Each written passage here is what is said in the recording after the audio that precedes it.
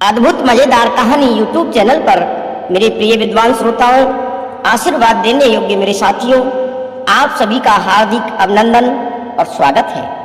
आज आप लोगों के लिए एक प्राचीन समय की ऐसी कहानी लेकर आए हैं जो आप सभी ने अपनी दादी नानी के साथ बिस्तर पर सुनी होगी।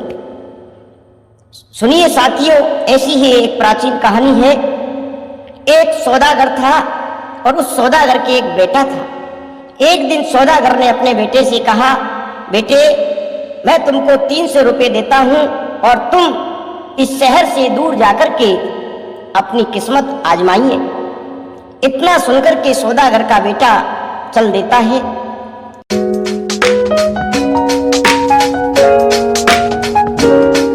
सौदागर का बेटा शहर से कुछ ही दूर गया था। रास्ते में उसको कुछ चरवाहे एक कुत्ते के ऊपर झगड़ते हुए मिले। उनमें से कुछ उसको मारना चाहते थे। उस कोमल दिल वाले सौदागर के बेटे का दिल पसीज गया। उसने उनसे कहा, मेहरबानी करके आप लोग कुत्ते को ना मारें तो बहुत अच्छा होगा। मैं इसके लिए आपको 100 रुपये दे देता हूं। बस उस कुत्ते का सौदा हो गया। सौदागर के बेटे ने उन चरवाहों को 100 रुपये दे दिए और उनसे कुत्ता ले लिया और अपनी यात्रा पर आगे चल दिया। कुछ दूर जाकर उसको कुछ आदमी मिले, जिनमें से कुछ एक बिल्ले को मारना चाहते थे। उन्होंने एक बिल्ले को घेर रखा था। कुछ का कहना था कि उसे ना मारा जाए।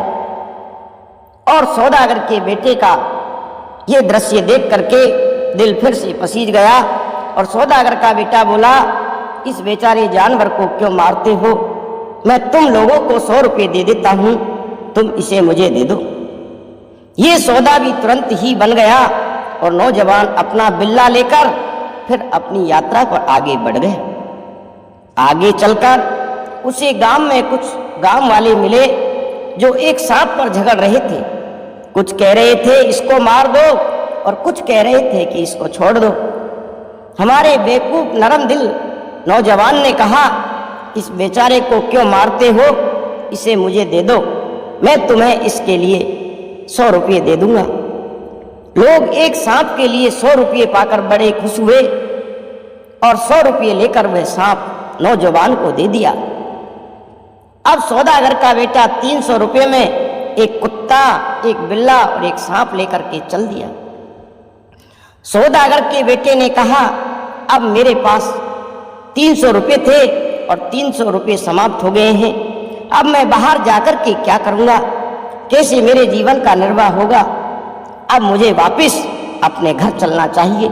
ऐसा सोच करके उस सौदागर का बेटा अपने घर लौट आता है। जब उसके पिता ने यह सुना कि उसने किस तरह से अपना सारा पैसा बर्बाद कर दिया है, तो सौदागर बड़ा नाराज हुआ और अपने बेटे से बोला, अरे बेवकूफ, ये तूने क्या किया? जा और जाकर अस्तबल में सो जा और जाकर वहां अपनी बेवकूफी पर पश्चाताप कर। तू अब मेरे घर में कभी नहीं घुसना। तू मेरे घर में रहने लायक नहीं है। तुझे अस्तबल में घोड़ों के साथ रहना होगा। सौदागर का बेटा अस्तबल में चला गया और वहीं रहने लगा। उसका बिस्तर उसी घास का होता जो जानवरों को खाने के लिए आती थी। उसके साथी थे कुत्ता, बिल्ला और सांप, जो उसने 300 रुपये में खरीदे थे। ये तीनों जानवर उसके बहुत अच्छे दोस्त हो गए। वह दिन में जहां भी जाता, तीनों उसके साथ हमेशा साथ जाते। रात को वो हमेशा उनके पास ही सोता। बिल्ला उसके पैरों के पास सोता, कुत्ता उसके सिर के पास सोता और सांप उसके ऊपर पड़ा रहता। उसका सिर एक तरफ को लटका रहता और उसकी पूंछ दूसरी तरफ लटके रहती। एक दिन सांप अपने मालिक से बोला, मैं इंद्रस राजा का बेटा हूं। एक दिन जब मैं हवा लेने के लिए जमीन में से बाहर निकला तो कुछ लोगों ने मुझे पकड़ लिया और मुझे मारने लगे कि तुम सही समय पर आ पहुंचे और मुझे बचा लिया। मैं नहीं जानता कि तुम्हारे इस उपकार का बदला मैं कभी चुका पाऊंगा या नहीं चुका पाऊंगा। काश तुम मेरे पिता को जानते मित्र। वो अपने बेटे को बचाने के खातिर कितने खुश होते और आपको कितने आशीर्वाद देते। इतना सुनकर के सौदागर का बेटा बोला, आपके पिताजी कहाँ रहते हैं? मैं उनसे जरूर मिलना चाहूँगा, अगर यह मुमकिन हो तो मित्र। इतना सुनकर के सांप बोला, ये तो बड़ी अच्छी बात है। वह सामने तुम पहाड़ देख रहे हो ना, उस पहाड़ की तलहटी में एक पवित्र नदी बहती है। अगर तुम मेरे साथ चलो और उस नदी में डुबकी मारो तो हम दोनों मेरे पिता के राज्य में पहुंच जाएंगे। अरे ये तो बड़ा खुशी की बात है, वे तुमको इनाम भी देंगे, पर वे ऐसा कैसे कर सकते हैं? फिर भी कम से कम तुम उनके हाथ से कुछ पाकर खुश हो सकते हो। अगर वह तुमसे पूछे कि तुमको क्या चाहिए तो आप कहना कि मुझे आपके दाएं हाथ की अंगूठी चाहिए और वह महसूर बर्तन चमचा चाहिए जो आपके पास है। अगर ये दोनों चीजें तुम्हारे पास होंगी तो फिर तुम्हें किसी चीज की जरूरत नहीं रहेगी, क्योंकि अंगूठी तो ऐसी चीज है जिससे किसी आदमी को बस कहने की जरूरत है, वे बड़ा सुंदर बंगला, सुंदर आकर्षक स्त्री भी दे सकती है, जबकि बर्तन और चमचा तुम्हारे खाने पीने की सारी जरूरतों को पूरा करेंगे। उनसे तुम्हें बहुत बढ़िया बढ़िया स्वादिष्ट खाना मिलेगा। सौदागर का बेटा अपने तीनों साथियों को लेकर उस नदी की तरफ चल देता है और वहां पहुंचकर सांप की देखभाल में उस नदी में कूदने के लिए तैयार हो जाता है। बिल्ला और कुत्ता ये देखते हुए कि वो क्या करने जा रहा था, एक साथ बोले, मालिक फिर हम क्या करेंगे, हम कहाँ जाएंगे? सौदागर का बेटा बोला, तुम लोग मेरी यही इंतजार करो, मैं बहुत दूर नहीं जा रहा हूँ और मैं वहाँ बहुत देर तक नहीं रहूँगा। कहकर वो उस नदी में कूद गया और तुरंत ही गायब हो गया। कुत्ते ने बिल्ले से कहा, अब हम क्या करें? बिल्ला बोला, हमारे मालिक ने कहा है तो हमको यहीं रहना चाहिए, तुम खाने की चिंता बिल्कुल मत करो, मैं लोगों के घर में जाता हूँ और अपने दोनों के लिए बहुत सारा खाना लेकर आता हूँ। कह करके वो बिल्ला चला गया। इस तरह दोनों तब तक आराम से रहे जब तक उनका मालिक वापस लौटकर नहीं आया। वह सौदागर का बेटा और सांप अपनी जगह ठीक से पहुंच गए तो उनके सही सलामत वापस आने की खबर राजा को भिजवाई गई। राजा के बेटे ने और अजनबी को अपने सामने पेश करने का हुक्म दिया, पर सांप ने यह कहते हुए मना कर दिया कि वो तब तक अपने पिता के सामने नहीं जा सकता जब तक कि वो इस अजनबी से छुटकारा नहीं पा जाए। उसके छुटकारा पाने का मतलब था कि जब तक वह इस अजनबी के उपकार का बदला नहीं चुका लेता, जिसने उसको एक भयानक मौत से बचाया, जिसने उसको नया जीवन दिया, जिसकी वजह से वह सौदागर के बेटे का सांप गुलाम बना हुआ था। ये सुनकर राजा खुद गया और अपने बेटे को गले लगा लिया और अजनबी को नमस्ते करके अपने राज्य में उसका स्वागत किया। वह नौजवान वहां कुछ दिन ठहरा, जिसमें उसने राजा की कृतज्ञता के बदले में उसकी दाएं हाथ की अंगूठी ली, बर्तन और चमचा लिया कि उसने उसके बेटे की जान बचाई। ये ले कहकर वो ऊपर आया तो अपने दोस्तों कुत्ता और बिल्ले से मिला जो उसका वही इंतजार कर रहे थे। उन सब ने एक दूसरे को जब से वो बिछड़े थे तब से अब तक कि जब वो मिले अपनी अपनी कहानियां सुनाई। वो आपस में मिलकर बहुत खुश हुए। उसके बाद वो नदी किनारे चलते रहे, जहाँ फिर उन्होंने जादुई अंगूठी, बर्तन और चमचे का जादू जांचने का फैसला किया। सौदागर के बेटे ने अंगूठी से सुनहरे बालों वाली एक सुंदर लड़की और एक सुंदर मकान मांगा। अंगूठी ने तुरंत ही उसके सामने ये दोनों चीजें प्रकट कर दी।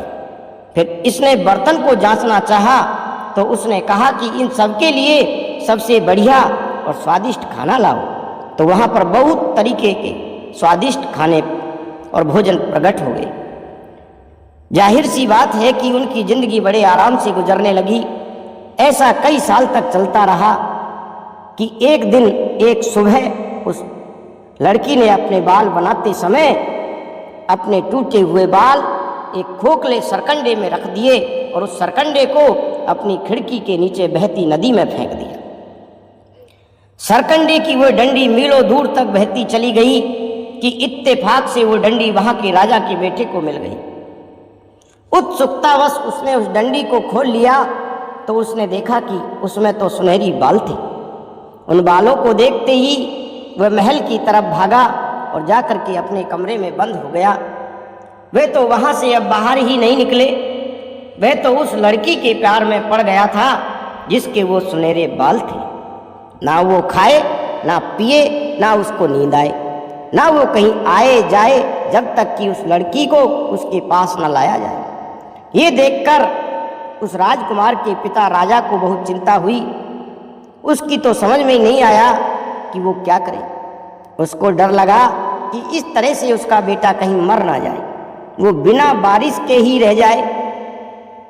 आखिर उसने अपनी एक चाची से सलाह मांगने का निश्चय किया। उसकी ये चाची एक जादूगरनी थी। उस बुढ़िया ने उसकी सहायता करने का वादा किया।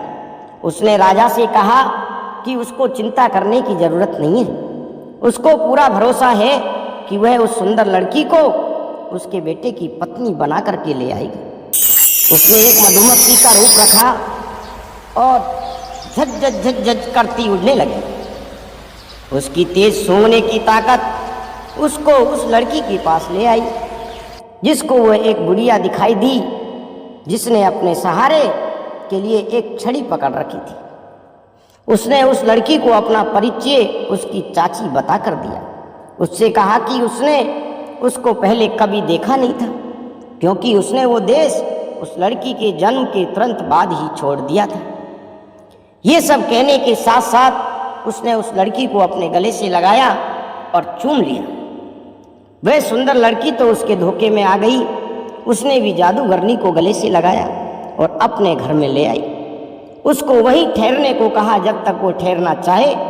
उसने बुढ़िया की इतनी इज्जत की और उसकी इतनी देखभाल की कि बुढ़िया ने सोचा कि अब तो उसका काम बहुत आसान हो गया। जब उसको वहाँ रहते रहते 3 दिन हो गए तो एक दिन उसने लड़की से कहा कि बजाय इसके वह उस जादुई अंगूठी को अपने पति के पास छोड़े, उसको उसे अपने पास रखना चाहिए, क्योंकि उसका पति तो अक्सर शिकार पर ही रहता था या फिर किसी और काम से बाहर रहता था, सो वो अंगूठी उससे खो सकती थी। लड़की ने सोचा कि उसकी चाची उसको ठीक ही सलाह दे रही थी, सो उसने अपने पति से उसकी वो जादू की अंगूठी मांगी। पति ने उसको वो अंगूठी दे दी। जादूगरनी ने उससे अंगूठी के बारे में पूछने से पहले एक दिन इंतजार किया, फिर उससे कहा कि वह अंगूठी देखना चाहती है।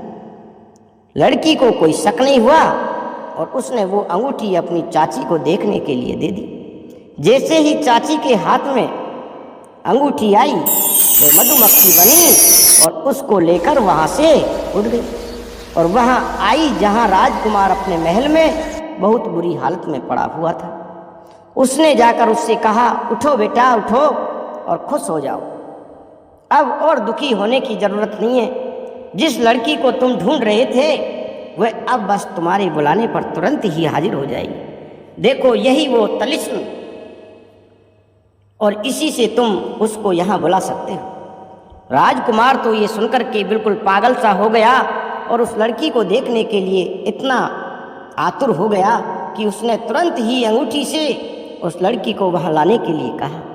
तुरंत ही वो लड़की अपने मकान सहित उसके महल के बगीचे में उतर आई। वह तुरंत ही उसके मकान में गया और उससे अपने प्रेम के बारे में बताया। उसने उससे कहा कि वह उसकी पत्नी बन जाए। लड़की ने देखा कि वो यहाँ से किसी तरह भी बच नहीं सकती, सो उसने इस शर्त पर उसको हाँ कर दी कि वो 1 महीने के बाद उससे शादी कर लेगी। इस बीच सौदागर का बेटा शिकार से घर वापस लौटा तो उसने देखा कि ना तो उसका घर है और ना उसकी पत्नी है। ये देखकर वह बहुत दुखी हुआ। वहाँ तो बस खाली जगह पड़ी थी जैसी कि उसने उस जादूगर की अंगूठी इस्तेमाल करने से पहले देखी थी, जो उसको इंद्रस राजा ने। साथियों, यहाँ से आगे की कहानी हम भाग 2 में सुनेंगे कि वह सौदागर को पत्नी और महल कैसे मिलेंगे और किन किन समस्याओं का सौदागर के बेटे को सामना करना पड़ेगा और कैसे अपनी पत्नी को पुनः हासिल कर पाएगा। साथियों, यदि भाग 1 पसंद आया हो तो आपसे नम्र निवेदन है, चैनल को सब्सक्राइब करना, अपने मित्रों में शेयर करना और लाइक करना। दूसरा भाग जल्द ही आपकी सेवा में लेकर उपस्थित होंगे।